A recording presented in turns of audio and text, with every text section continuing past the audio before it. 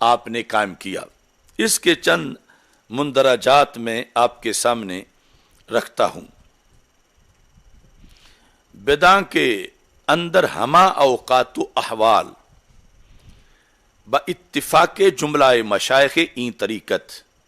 اولیاء متابعان پیغمبران و مصدقان دعوات ایشاں، جان لو کہ ہر وقت میں اور ہر حالت میں تمام مشائخ طریقت کے اتفاق سے یہ عقیدہ بتایا گیا ہے، یعنی کسی کا بھی اس میں اختلاف نہیں ہے۔ جو اہل سنت اور مشائخ طریقت ہیں ان کے لحاظ سے کیا بتایا گیا ہے کہ اولیاء متابعان پیغمبران، کہ جو ولی ہیں یہ پیغمبران تو جمع ہوگا کہ پیغمبروں کے اپنے اپنے زمانے میں متبع اور پیروکار ہوئے ہیں، یعنی کوئی بھی ولی اپنے عہد کے نبی یا کسی نبی سے آگے نہیں گزرا، نہ برابر ہوا ہے، پیچھے پیچھے چلے ہیں۔ وہ مصدقان دعوات ایشاں، اور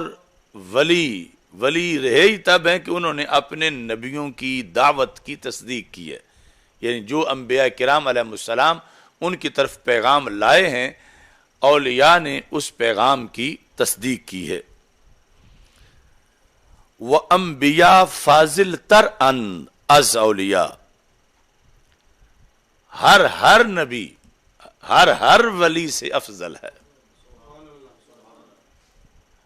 یعنی یہ ایک جو آج ہے نا کہ سینہ زوری کی ہماری محبت ہے، ہم نے محبت میں جسے جو چاہیں مانے، تو غیر نبی کو نبی کے نہ برابر مان سکتے ہیں نہ افضل مان سکتے ہیں۔ وہ نبی کوئی بھی ہوں جنہیں رب نے نبوت کا منصب دیا، اور ہمارے آقا صلی اللہ علیہ وسلم آخری نبی ہیں، تو کسی بھی نبی پر کسی بھی ولی کو فضیلت دینا یا اس کے برابر سمجھنا جائز نہیں۔ اور یہ عقیدہ گنج بخش ہے، آپ فرماتے ہیں کہ انبیاء فاضل تر، یعنی افضل، فاضل کے ساتھ جب تر فارسی میں لگے گا تو یہ سپرلیٹو ڈگری اس میں تفضیل کی بن جائے گی کہ یہ افضل ہیں کن سے؟ اولیاء سے۔ پھر اس کی وجہ بھی آپ نے بیان کی، یعنی داتا گنج بخش کا مطالعہ کرنے سے پتہ چلتا ہے کہ محدث بھی چوٹی کے ہیں، فقیہ بھی چوٹی کے ہیں، جیسے ولی بھی چوٹی کے ہیں، تو علم کلام میں بھی بڑی مہارت ہے، اعتقاد کے مسائل کے اندر۔ کہتے ہیں اچھا جی، ازانچہ نہایت ولایت بدایت نبوت باشد، یعنی ولایت ترقی کر کے جہاں عروج پہ پہنچ کے ولایت کی انتہا ہو جاتی ہے، اس سے آگے نبوت کا آغاز ہوتا ہے۔ یعنی اس کا یہ مطلب نہیں کہ کوئی ولی کسب کے ساتھ ترقی کر کے نبی بن جائے، کیونکہ نبوت کسبی نہیں۔ اس کا یہ مطلب ہے کہ ولی جتنا بھی ولی ہو، اپنی آخری سانس میں اور آخری مقام میں بھی وہ نبوت کا کوئی کروڑواں حصہ بھی حاصل نہیں کر سکا کہ اسے کہا جائے آدھا نبی ہے یا کچھ نبی ہے، کیونکہ ولایت انتہا ہو جاتی ہے اور اس سے کہیں آگے جا کے مقام نبوت کا آغاز ہوتا ہے کہ اتنا بڑا ہے مقام نبوت۔ یعنی یہ بھی سوچ معاشرے میں بہت دھندلی ہو چکی ہے کہ کچھ جاہل لوگ، یعنی جب ان سے پوچھا جائے حضرت غوث اعظم رضی اللہ تعالی عنہ کا مقام اور نبیوں کا مقام اس میں فرق کیا ہے، یا داتا صاحب رحمۃ اللہ علیہ کا مقام اور نبیوں کا مقام اس میں فرق کیا ہے، یا سیدہ فاطمہ رضی اللہ تعالی عنہا کا مقام اور نبیوں کا مقام اس میں فرق کیا ہے، تو بہت سے لوگ یعنی اس جواب کے اندر بھی وہ الجھن میں ہوتے ہیں۔ تو داتا صاحب کہتے ہیں کہ یہاں کس چیز کی الجھن ہے؟ بڑے سے بڑے ولی جو ہیں، جہاں ان کی ولایت جا کے رک جاتی ہے اس سے آگے نبوت ہے، تو اتنا اونچا نبوت کا درجہ اور مقام ہے، یعنی جو ذہنوں میں سیدنا مولا علی رضی اللہ تعالیٰ عنہ کا مرتبہ و مقام ہے، یا حضرت سیدنا صدیق اکبر رضی اللہ تعالیٰ عنہ کا مرتبہ و مقام ہے، یہ مرتبہ و مقام یعنی اگرچہ ہماری سوچ کی تو وہاں تک رسائی نہیں، لیکن نفس الامر میں جہاں جا کر یہ مرتبہ و مقام جو ہے اس کی آخری حد آتی ہے، اس سے کہیں آگے مقام نبوت شروع ہوتا ہے۔ اور ساتھ آپ نے یہ بھی بتایا وَجُمْلَہ انبیاء ولی باشن، یعنی ولایت نبوت کے اندر ہی ہوتی ہے، نبوت ولایت کے اندر ہی ہوتی ہے کہ جو نبی ہے تو کوئی نہ کہا جائے نبی تو ہے لیکن ولایت والی شانیں نہیں۔ فرماتے ہیں کہ یہاں سے وَجُمْلَہ انبیاء ولی باشن، ہر نبی ولی ضرور ہوتا ہے، یعنی ولی والی خوبیاں یا فضائل مقام نبوت مقام ولایت کے جو خصائص اور فضائل ہیں وہ انہیں تو بدی طور پر پہلے حاصل ہوتے ہیں، اس واسطے کہا کہ جملہ انبیاء ولی باشن، سارے نبی ہی ولی ہوتے ہیں، اما از اولیاء کس کسے نبی نباشد، اما از اولیاء کسے نبی نباشد، ولیوں میں سے جو محض ولی ہیں ان میں سے کوئی بھی نبی نہیں ہوتا، اور ہر نبی ولی ضرور ہوتا ہے۔ اور ساتھ ہی آپ نے اس چیز کو بھی بیان کیا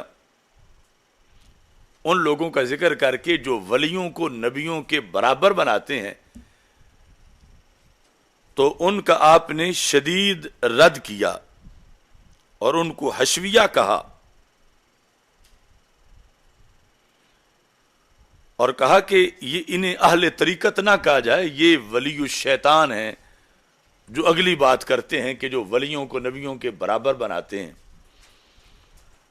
آپ کہتے ہیں کہ ایشا گوین کہ اولیاء فاضل تر از انبیان، یعنی یہ حشویہ کا جو ٹولہ ہے وہ کہتے ہیں کہ اولیاء نبیوں سے افضل ہیں، فاضل تر، کہتے ہیں وَإِن دلالت مر اشارہ کفایت بود کہ جاہل را فاضل تر از محمد مصطفیٰ صلی اللہ علیہ وسلم می گوین۔ آپ فرماتے ہیں کہ ان لوگوں کی گمراہی کے لیے یہی بات کافی ہے کہ کسی جاہل کو حضرت محمد مصطفیٰ صلی اللہ علیہ وسلم پر ترجیح دے رہے ہیں، اور یہ کتنی بڑی ضلالت اور دلالت اور گمراہی ہے۔ تو اس بنیاد پر یعنی جو تاریخ میں مختلف نظریات فاسدات تھے آپ نے ان کا بھی محاکمہ کیا، رد کیا، اور یہ عقیدہ اہل سنت کو دیا، چونکہ کشف المحجوب میں کم از کم 9-10 جگہ لفظ اہل سنت لکھ کر داتا صاحب نے اپنے عقیدے کو واضح کیا، اور یہ چیز بتائی کہ اہل سنت ہی اہل حق ہیں، اور انہی کے نظریات کی وجہ سے بندہ معاشر میں کامیابی پا سکتا ہے۔ پھر آپ فرماتے ہیں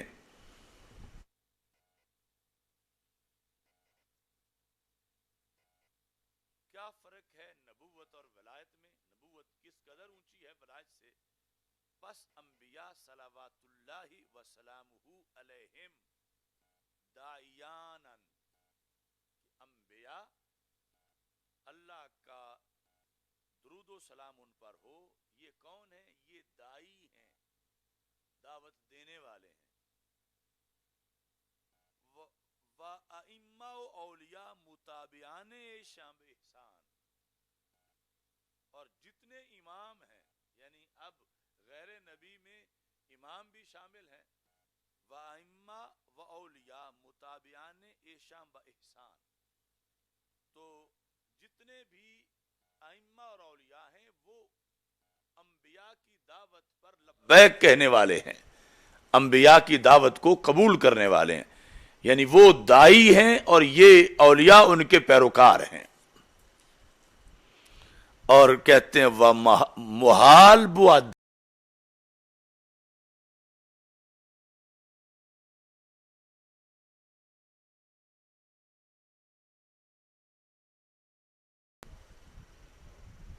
یہ محال ہے، یعنی جو بالعموم قانون. ویسے تو امامت فقہی طور پر جو ہے وہ یہ ہے کہ مفضول بھی افضل کو امامت تو کروا سکتا ہے، لیکن جو ایک سٹیٹس ہے رہنمائی دینے کے لحاظ سے، تو اس میں آپ نے محال کا لفظ بولا. محال بود کے ماموم از امام فاضل تر بود. اور یہ بات ادھر بھی ہوگی کہ جب سیدنا صدیق اکبر رضی اللہ تعالی عنہ کو تمام صحابہ کا امام بنایا گیا، اور تمام صحابہ مولا علی رضی اللہ تعالیٰ عنہ سمیت معموم بنے، تو محال بود کہ معموم از امام فاضل تر بود. یعنی یہ محال ہے کہ مقتدی جو ہے وہ امام سے افضل ہو جائے. جو آج کچھ لوگ کہتے ہیں کہ وہ فضیلت تو ہے مگر ظنی فضیلت ہے، قطعی فضیلت نہیں، عبد القادر شاہ گروپ وغیرہ، تو داتا صاحب کہتے ہیں کہ یہ قطعی فضیلت ہے، کیونکہ لفظ محال بولا کہ محال ہے کہ مقتدی جو ہے وہ امام سے افضل ہو جائے. تو مسجد نبوی شریف میں رسول پاک صلی اللہ علیہ وسلم کی ظاہری حیات کے آخری ایام میں ایک ذات وہ تھی جس پر امامت کی مہر لگ رہی تھی، اور دوسری مقدس عظیم ذاتیں جن پر معموم اور مقتدی کی مہر لگ رہی تھی. تو داتا صاحب کہتے ہیں کہ یہ محال ہے کہ مقتدی جو ہے وہ امام سے افضل ہو جائے. اب نبوت کا مزید خلاصہ بیان کرتے ہوئے اور ولایت کا یہ جو ایک بحث چھڑی تھی، اور ہم نے اس پر بہت لیکچر دیے کہ نبی بوقت ولادت بھی نبی ہوتا ہے، اور جب تک دنیا میں زندہ ہیں وہ نبی ہی ہیں، یعنی ظہور اور بطون کا فرق تو ہوتا رہتا ہے. تو اس پر بھی داتا صاحب نے بحث کی ہے. صفحہ نمبر 259 پر آپ کہتے ہیں لا جرم ولایت را بدایت و نہایت است، کہ ولایت کا آغاز بھی ہے اختتام بھی ہے. و نبوت را نیست، اور نبوت کا نہیں. یعنی پھر سنو، ولایت را بدایت و نہایت است